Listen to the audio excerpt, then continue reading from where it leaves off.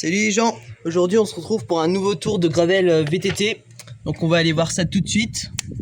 Donc, pour ce faire, petit vélo de gravel VTT pour s'y rendre. Donc en direction de Verdun-Lauragais. Quand vous faites du vélo, pensez à prendre des chambres à air de rechange ou alors des rustines.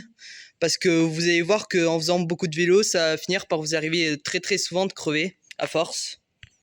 Donc c'est parti. Du coup c'est maintenant que le tour commence. Alors quoi qu'on puisse en dire, c'est pas vraiment un vrai tour, enfin si c'en est un, mais ça forme pas un circuit parce que l'aller et le retour se forment et se feront en intervalles de temps différentes. Donc là on fait l'aller et on va aller à la piscine et après il y aura un mini vlog rapide du retour. Après si vous continuez tout droit, vous verrez que ça va finir par vous amener dans une espèce de mini forêt. Donc autrement dit, c'est un espèce de petit bois qui traverse la vallée du Ferals, donc autrement dit qui relie l'accès de Villers-Place à Saint-Papoul en passant par la sortie du Nispi également, et il permet également de relier l'accès à Verdun-en-Lauragais en évitant un certain dénivelé qui est plus pénible sur les routes que sur le chemin standard ici, et également des petits panneaux d'indication pour ce faire. Donc il y a différents panneaux de direction en fonction de l'endroit où on veut aller et des chemins qu'il faut prendre, que ce soit pour Saint-Papoul, Verdun-en-Lauragais ou alors directement pour aller à Cessac. Mais Cessac, Verdun, tout ça, ce sera à travers d'une route où c'est que le chemin il se raccorde. Et après au bout là, il y a un petit peu de dénivelé à franchir sur une magnifique clairière. Et ici en l'occurrence, on peut choisir la gauche ou alors d'aller tout droit en fonction d'où vous souhaitez aller. Il y a également un chemin sur la droite, mais il descend plus vers l'est. Autrement dit, cette cyclo-randonnée consiste à traverser la vallée du Ferals à travers un petit boisage, un magnifique boisage si j'ose dire, pour se rendre à Verdun-Lauragais. C'est pas très loin d'ici en fait, à Seine-Monestier également, ça doit être à peu près à 20-30 minutes à vélo. Villepinte c'est de l'autre côté, hein. On peut aussi y aller depuis Bram, hein. Mais il faut traverser des petites villes et ça peut rallonger un petit peu le trajet. Mais bon, en tout cas, quoi qu'il en soit, c'est une expérience tout à fait envisageable selon là où vous habitez.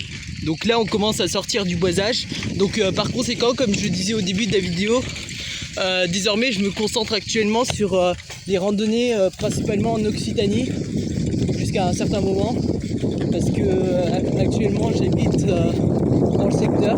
Donc maintenant on sort, maintenant le chemin il va s'aboutir. On se retrouve en face d'une petite route, donc c'est la petite route, la D103, qui tend à descendre ou alors à monter selon la direction qu'on prend.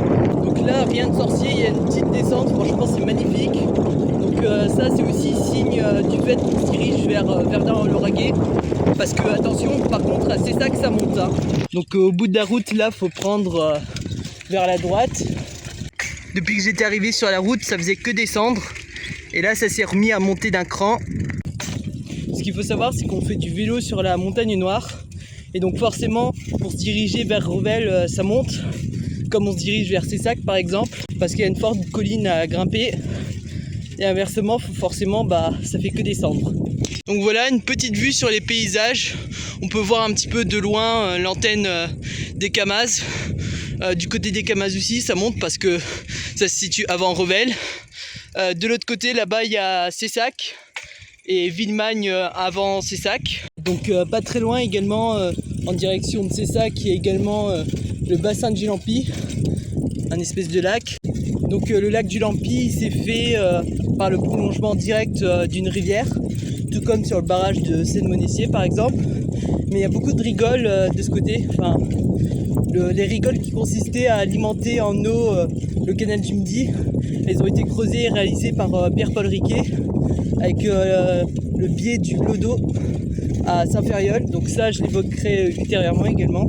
Mais quoi qu'il en soit, il y a beaucoup de randonnées là-bas à faire, notamment avec les rigoles et les chemins qui suivent latéralement le tracé de la rigole, mais aussi bien d'autres encore situés au cœur de la montagne noire, qui permettent notamment d'aller dans le Tarn, dans le département du Tarn.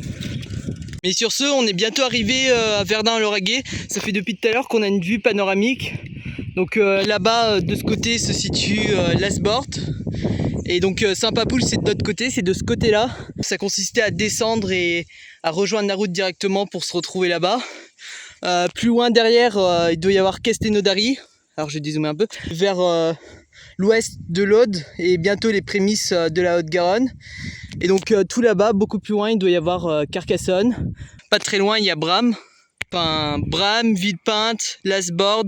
Et ça, c'est les villages les plus proches. Enfin, sur les lieux, tout droit Verdun et sur la gauche les Camazes. Tout droit Verdun et sur l'autre gauche les Camazes. Alors c'est pas un énorme tour là ce qu'on est en train de faire, mais c'est juste pour faire un peu de prospectus afin qu'on puisse se rafraîchir ensemble les idées. Donc petite vue du centre-ville à traverser. La piscine c'est de l'autre côté. Donc c'est personnellement ici que ça me rappelle le plus de souvenirs. Je venais souvent à la balançoire quand j'étais petit ici. Donc ça c'est une petite anecdote personnelle. Maintenant je vous propose qu'on aille à la piscine ensemble. Pour ce faire, il faut traverser un petit parc. Un petit parc avec pas mal de verdure qui peut être également sympa à faire. Donc la piscine elle se trouve en face, près du petit club de tennis sur la droite. Donc nous arrivons sur les lieux. Alors actuellement il n'y a pas grand monde sur la piscine, ce qui permet d'avoir un petit coin calme de temps en temps cet été. Les prix sont affichés en face, environ 2 à 3 balles par personne. Donc il y a possibilité de s'installer et de faire le rangement de ses affaires ici. Donc maintenant ça va être entre la piscine et moi, mais ça c'est une autre histoire. Donc je vous propose qu'on concluse le premier tour pour l'instant. Et après on se retrouvera tout à l'heure pour le retour et les vlogs et d'autres choses. Donc du coup à tout de suite.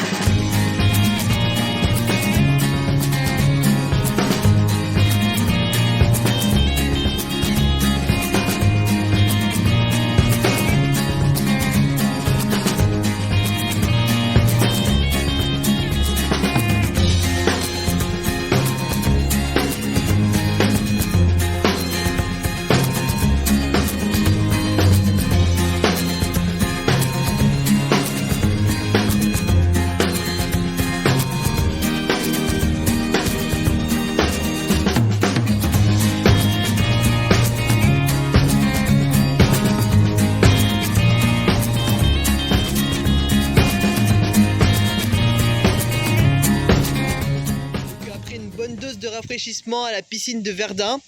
Donc maintenant quitte à refaire le chemin en sens inverse avec le vélo à disposition. Pour info c'est la piscine du fond qui est située juste au fond du stade. Bon, depuis le temps qu'on n'avait que démonté, maintenant c'est le moment le plus amusant, c'est qu'il faut tout descendre. Même après avoir quitté la totalité du centre-ville, franchement c'est hyper tranquille, il y a que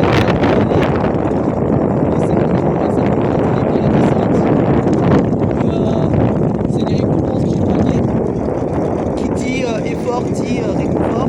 Donc voilà, ça fait que descendre. Et là, je ne comprends pas la phase de freinage parce que c'est juste immense. Voilà, ça descend toujours aussi fort. On va bientôt se retrouver à l'intersection là où on était tout à l'heure. Donc voilà, on arrive sur nos pas. Tout à l'heure, on était passé par la gauche. Enfin, on était arrivé par cette route-là. Donc après, en continuant sur cette route, toujours les mêmes délires. Toujours plus de descente. Sinon après un peu plus loin on va se retrouver près du château de Ferrals. Donc nous y sommes avec une petite vue sur le comté, le château de Ferrals vu d'en face. Alors c'est un petit site historique qui date de la Renaissance. Au passage il y a également un chemin pour s'y rendre qui descend. Donc tout à l'heure on était dans l'espèce de bois qui est situé au fond. Et il y a également une intersection pour redescendre ici, ou alors pour rejoindre la forêt directement à partir d'ici. Donc à la fois c'est la Cambrousse, mais il y a également des sites historiques et des faits intéressants à découvrir sur le secteur. C'est toujours sympa ces découvertes. Donc ceci dit, pour la phase du retour, on peut s'abstenir de rouler dans la forêt pour éviter les risques de crevaison et d'autres. Pour la phase du retour, on roule sur cette petite route en direction de Villespie. C'était le point de départ. Donc là, on revient tout doucement sur nos pas. C'est assez vivifiant. Donc là, on est de retour en traversant le centre-ville. Et également une descente remarquable en direction de Carcassonne. Donc c'est ici que le tour d'aujourd'hui touche à sa fin. Donc maintenant, il est temps de conclure.